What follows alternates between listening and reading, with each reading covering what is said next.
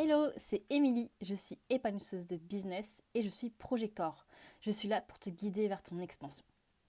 Aujourd'hui, je te retrouve pour parler de mon histoire, de mon parcours, de comment j'en suis arrivée à être entrepreneuse et à être épanouisseuse de business. Donc j'ai commencé par la partie salariat. Donc en fait, j'ai travaillé pendant 7 ans dans le domaine du web. Je suis passée de chef de projet web marketing où là je gérais tout ce qui est en fait campagne de pub Facebook, Google Ads, donc plus le référencement payant, tout ce qui est aussi référencement naturel, les newsletters de mes clients, pour ensuite finir sur la partie gestion de projet. Donc en fait, on m'a proposé de évoluer par rapport à ce que je faisais dans l'entreprise où j'étais et j'ai accepté et là j'étais vraiment sur la partie création de site web et la partie stratégie digitale. Donc j'accompagnais mes clients dans la définition de leur stratégie pour trouver la plus pertinente par rapport à eux ce qu'ils voulaient pour leur visibilité sur le web. Et forcément, visibilité sur le web, souvent ça passe par la case création de site web. Et clairement, c'est cette année-là, elles ont été vraiment hyper enrichissantes pour moi. Et j'adore clairement ce monde du web qui est en fait en perpétuel mouvement et en innovation. Et ça, moi, ça me fait kiffer. J'adore ce qui bouge, ce qui est nouveau, là où on peut apprendre en fait des nouvelles choses. Enfin, moi, c'est ça qui me fait triper. Et en même temps, c'est aussi un monde très codifié. C'est comme si en fait, il y avait une seule recette miracle pour réussir sur le web. Enfin, en tout cas, moi, c'est le ressenti que j'ai et ce que j'ai vécu quand j'étais dans ce monde du salariat. Et j'ai eu ce même ressenti-là aussi dans mes études de marketing. Comme si, en fait, il fallait suivre un process, le suivre à la lettre, et voilà. Sauf que moi, je sentais qu'il y avait quelque chose qui clochait, en fait, au fond de moi. Comme si je m'étouffais dans ces règles, dans ces cases dans lesquelles on devait rentrer. Puis, je me suis ouverte à la spiritualité et au monde de l'invisible il y a 2 ans. Et là, clairement, ça a tout changé. Ça m'a vraiment permis d'avoir un autre regard sur le web. Et pour moi, c'est vraiment comme si ça ouvrait le champ des possibles. Comme si on pouvait vraiment rentrer dans un terrain de jeu où on pouvait vraiment s'amuser et en fait se rendre compte que non, rien n'est figé. C'est à nous de piocher dedans en fait finalement.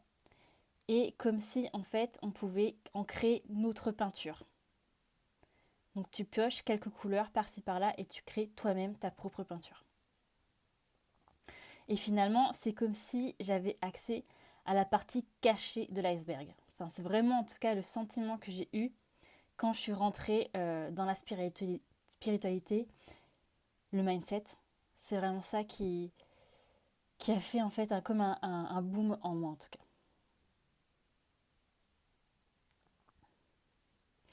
Et finalement, ça me fait me rendre compte aussi qu'il y a plein de choix, de directions possibles en fait qui s'offrent à nous, et donc à moi et à mes clientes.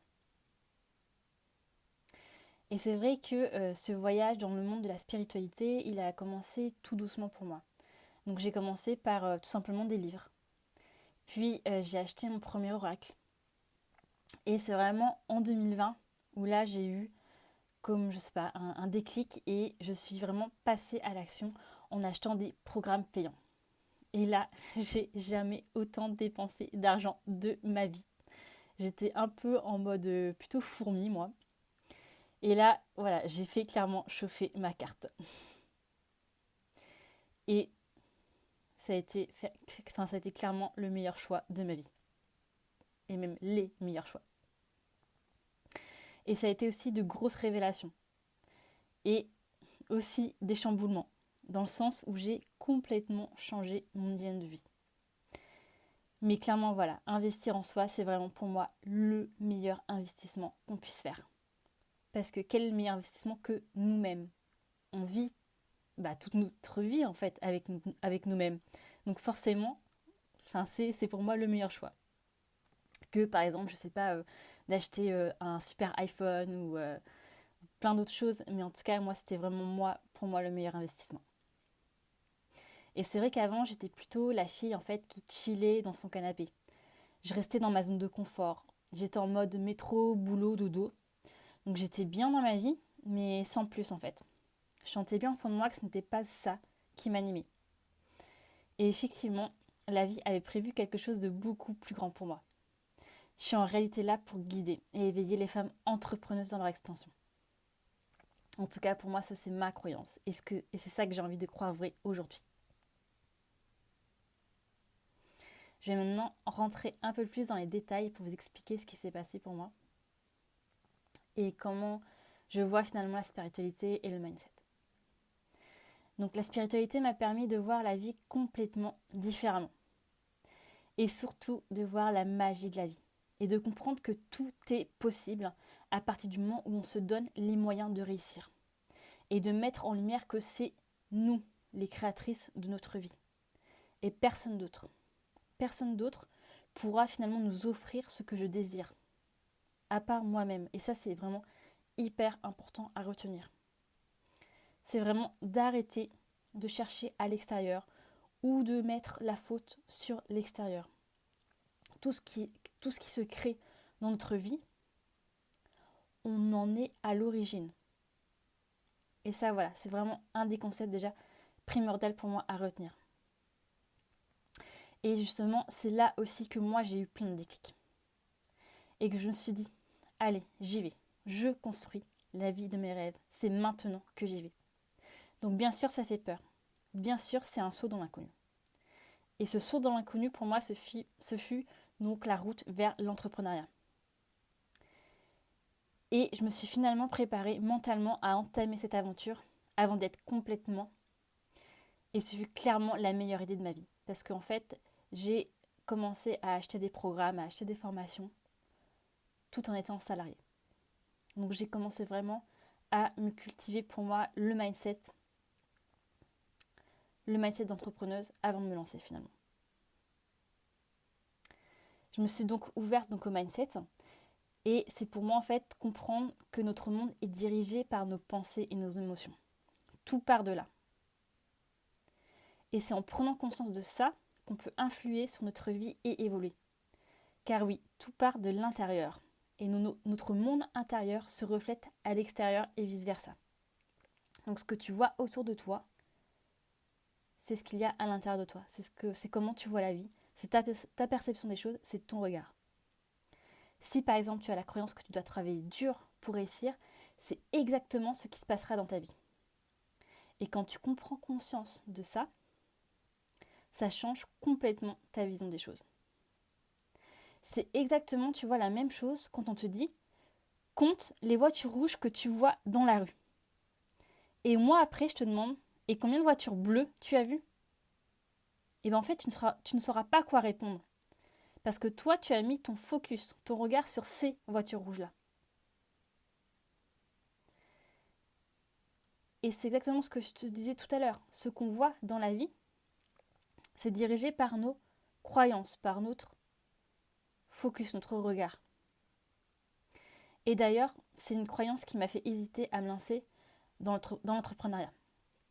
Car j'entendais beaucoup d'entrepreneurs qui disaient que les premières années d'une entreprise demandaient beaucoup de temps. Et que genre faire 50 heures par semaine, c'était normal. Donc là, clairement, ça m'avait vraiment refroidi et je me suis même mise à douter, à me dire est-ce que j'y vais ou pas. Puis je me suis dit non, j'y vais quand même, car c'est vraiment ça que j'ai envie de faire, j'en suis sûre et certaine, c'est ça qui m'anime. Donc j'y suis allée. Et c'est vrai qu'à cette période-là, en fait, je ne connaissais pas encore le Human Design. Et quand j'ai découvert que j'étais projecteur, bah clairement là, j'ai compris mon comportement, mes réactions, enfin tout était limpide pour moi. Car oui, un projecteur, il n'est pas fait pour travailler autant d'heures. Il n'a pas l'énergie pour, même s'il adore ce qu'il fait en fait. Et clairement, moi, je ne travaillerai jamais de ma vie 50-60 heures par semaine. Et de toute façon, je ne pourrai pas. Je n'ai pas l'énergie pour et je vois bien de toute façon que même si je le fais, je ne suis pas productive ou souvent je vais avoir un mal de tête. Enfin voilà, il y a toujours des signaux qui me font me dire tu stops. Et après, je voulais aussi vous parler d'une notion que c'est vrai que chacun aussi a sa définition du mot travail. Moi, je l'associe à quand je suis avec mon entreprise, mais en réalité, quand je suis avec elle, c'est juste du kiff et du plaisir. Parce que pour moi, quand je suis avec elle, c'est vraiment un moment de création, de co-création, de transmission, de partage. Et c'est vraiment ça que j'aime aussi. Et toujours en prenant soin de mon énergie de projecteur.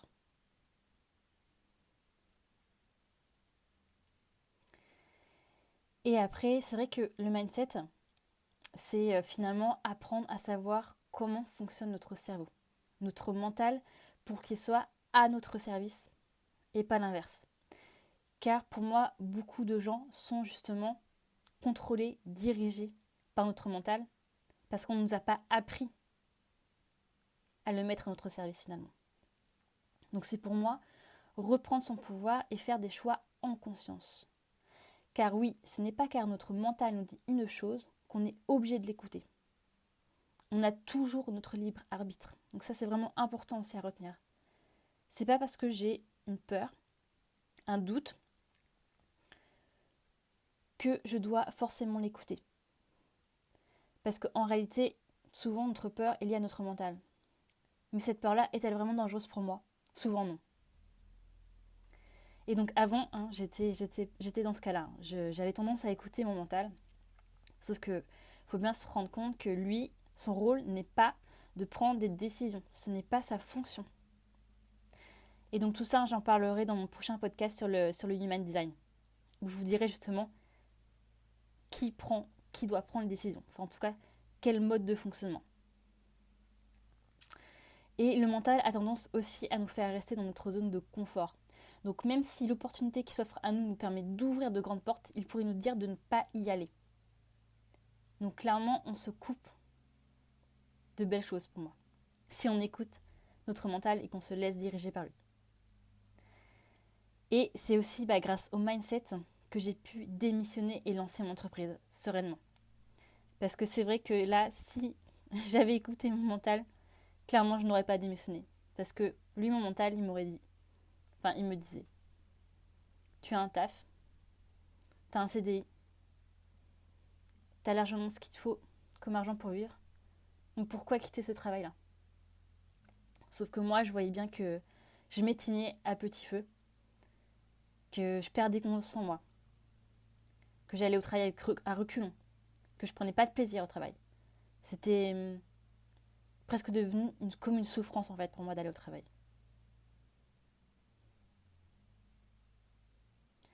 Donc c'est vrai que voilà, pour moi c'était vraiment à un moment donné venu le moment de démissionner. Même si oui, il y a des peurs, même si oui, il y a des doutes, même si oui, il y a de l'inconnu. Mais c'est vrai qu'à partir du moment où tu comprends que tout part de tes pensées, c'est là où tu peux justement créer ta vie de manière facile, fun et fluide. Car tu as le choix en fait de décider est-ce que cette pensée-là, elle est utile ou pas utile pour moi. Et après, qu'est-ce que t'en fais? Est-ce que tu gardes cette pensée ou tu te dis non, j'ai pas envie de la garder? Et c'est vrai que quand on s'ouvre à la spiritualité, au mindset, cela passe aussi par l'acceptation de soi. Accepter ses défauts, ses qualités, qui nous sommes au fond de nous, pour finalement s'aimer. Et accepter aussi les autres tels qu'ils sont sans vouloir les changer. Parce qu'on n'a pas de pouvoir là-dessus. Comme je le disais, nous, on a le pouvoir sur nos pensées et nos émotions. Donc c'est justement important de les voir, de les observer et de les accueillir. C'est aussi pour moi arrêter de se juger, mais pour s'observer, prendre du recul et agir en conscience. C'est aussi savoir se faire confiance, avoir confiance qu'on trouvera toujours une solution quoi qu'il se passe. Car peu importe les situations, il y a toujours plusieurs solutions qui s'offrent à nous. À nous d'ouvrir le champ des possibles.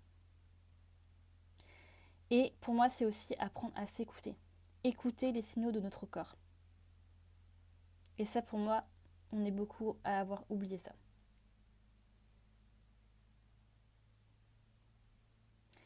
En tout cas, voilà, depuis que je me suis ouvert à la spiritualité et au mindset, la vie me paraît beaucoup plus douce et magique à la fois. Et quand je vois les merveilleux changements que ça crée autour de moi, forcément, j'ai envie de continuer sur ce chemin de découverte de soi. Et maintenant, clairement, je m'amuse, je me challenge au quotidien. Je me suis créé finalement la vie fun dont j'avais envie. Et là, tu vois, tout le processus que j'ai suivi, que j'ai eu dans ma vie, bah finalement, c'est ça qui m'a permis de créer aujourd'hui mon business. Parce que c'est ça le cœur de mon business, de mon entreprise aujourd'hui. Et j'avais finalement besoin de passer par ces phases-là pour pouvoir créer mon entreprise et savoir qu'est-ce que je voulais faire, qu'est-ce que je veux partager finalement. Et donc j'ai associé mes connaissances dans le web avec la spiritualité et le mindset. Et quand j'ai vu la magie que ça crée pour moi, en fait, c'est ça qui m'a donné envie de le partager et de créer aussi avec mes clients ces transformations. J'ai mis finalement à disposition mes compétences pour faire passer les business de mes clientes à un autre niveau. Et finalement, ce qui m'anime au plus profond de moi, c'est de vous guider à reprendre le pouvoir dans votre vie et ne plus subir ce qui vous arrive, mais l'accueillir et choisir consciemment comment vous réagissez. Car pour moi, le plus important, c'est qui tu deviens et comment tu réagis face à chaque situation. Parce qu'on a toujours le choix d'en faire un allié, une force ou pas. C'est nous qui choisissons. Et ce n'est pas juste un chiffre, un résultat qui compte. Je sais pertinemment que je vais aider des entrepreneuses à faire expanser leur chiffre d'affaires, mais ce n'est pas le plus important pour moi.